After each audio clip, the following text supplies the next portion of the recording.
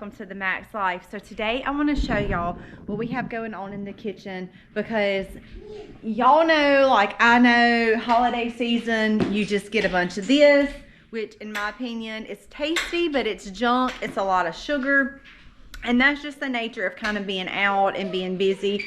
So there are times we like to pause, go out and pick our own food. So I'm making kale chips. I just picked those and took some of the stems off of those, which things like this will go over in our composter. This is also chicken, of course, that we raised off of our farm. A lot of these seasonings that we're using, like this is basil, also come from the farm. This is our garlic and our onion that also come off of the farm. Kale, this is actually a jar of kale. Our own green onions, and Harley is doing some sweet potatoes that, of course, y'all just saw us harvest. Harley, don't step back.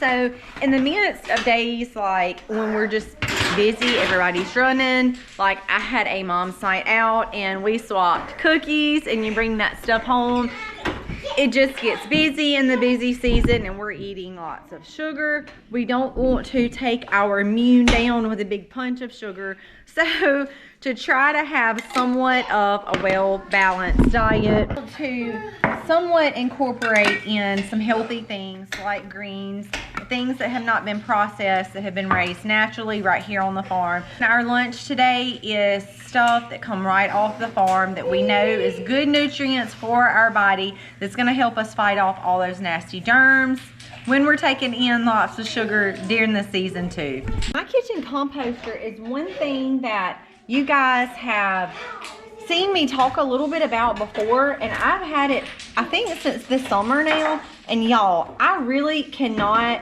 brag enough on this thing. Any scraps that come out of my kitchen that is not meat, like the sweet potato peels, tea bags, coffee grains, apple peels, of course I just took my middle from my kale, all of that goes right into this little composter. And if I set this thing on a low, medium, or large and do a quick spin on this, usually in about 3 to 4 hours, all of this is completely done.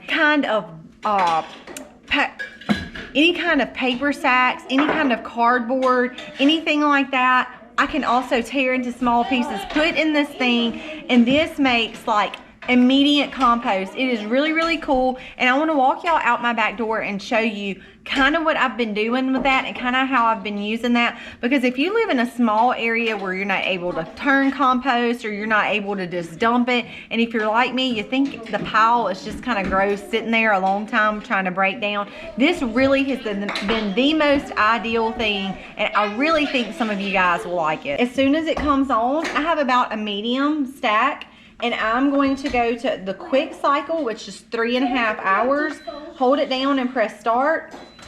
And guys, in 3.5 hours, everything that I have been putting in this container, it's a little bucket, it's only about that big, but everything I have been putting in here for the past 2 or 3 days, and it doesn't smell either, which is a huge plus in my house. Everything that goes in here, I will be ready to take out, and I'm gonna take y'all to where I put that right now. So what I've been doing to make my own fertilizer is, once I get it out of that bucket, I basically just have, I think this is either a 30 or a 40 gallon bucket. I can't remember. Maybe it's 45 or 50. But anyway, you see that I just come in here. Now this one unfortunately had holes in the bottom, so I had to put a little bit of cardboard down there to catch it. But you can see, I see that somebody added some compost before it got dumped. But look at how nice that right there is. It is very soft and delicate. Yep, I can see somebody put something on top and then we dumped it and didn't realize it. So you can see how nice that is. Now, in my opinion, that is an amazing way to get fertilizer, literally right with the things that you have in your kitchen, y'all, in your kitchen. So what I like to do from here is, once I get this thing about half full, which takes me about 2 weeks, and my intentions are to also get another piece of cardboard. It's just, you know, working with time, y'all. And I'm gonna cut a circle, and I'm actually gonna place it on top of this. But once I get it about half full, I go out to, I have raised beds, I have things in my greenhouse, I have pots, I have all of my kitchen garden out back. Mostly I've been going to the new raised beds, if y'all have seen us grow those off over there. All of those raised beds over there that have basically new soil, I have been really hitting that dirt really hard with all of this amazing plant food to just really kind of build up that soil. So that is one amazing way to get organic, free fertilizer.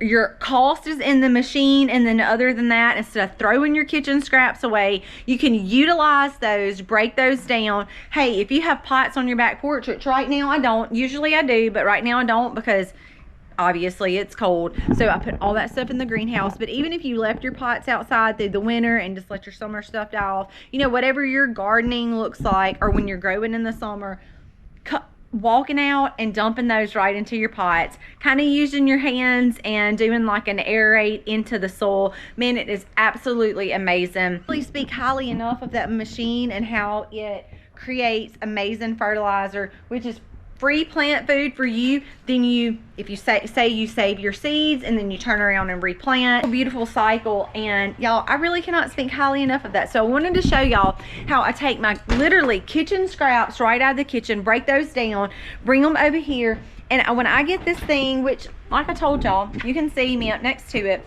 once I get this thing about half full, I can take that, because I don't want it to be too heavy, then I can't carry it, right? So once I get this thing about half full, I can take it to any of my raised beds. I can take it to the greenhouse. I can take it to my kitchen garden in the back, and I just start scooping. I just start scooping it over in that dirt, working it in, and I'm feeding my plants, getting organic, free fertilizer, literally, that just come right out of the kitchen. To me, that is a huge win-win.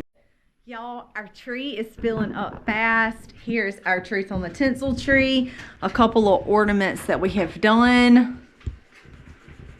This one we focused on Mary and how when the angel Gabriel, which here was one of our angels, that was, I think, Jennings. Each time we look at a passage, we focus on a person or a thing and the significance of that. So this was the little Marys that we did, and how when Gabriel came to her and told her that she was going to become pregnant, and how she immediately was obedient and said, I will do as you say. So we looked at Mary there. Today we are looking at Mary and Elizabeth. So we are doing some fun watercoloring.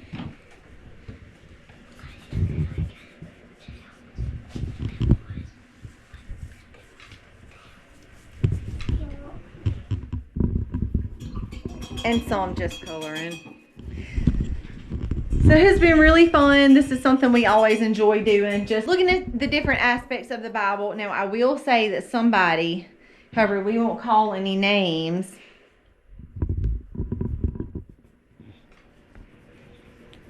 did you tear up the tree?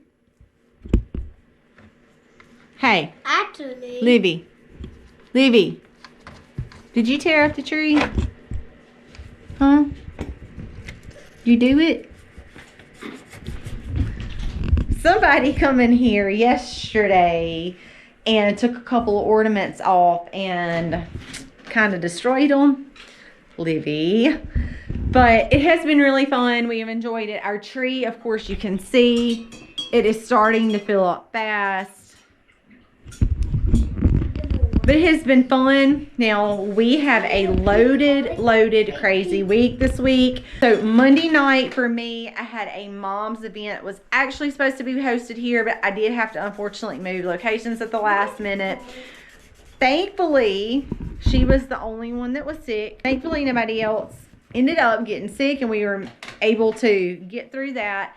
Tonight is Wednesday night, and I'm over the children's Christmas party at our church, which is going to be a lot of fun. I have to check that off the list as well. And tomorrow night is our homeschool group youth party. So it's from 6th to 12th grade. I have 20 teenagers signed up, y'all, to come party for Christmas at my house.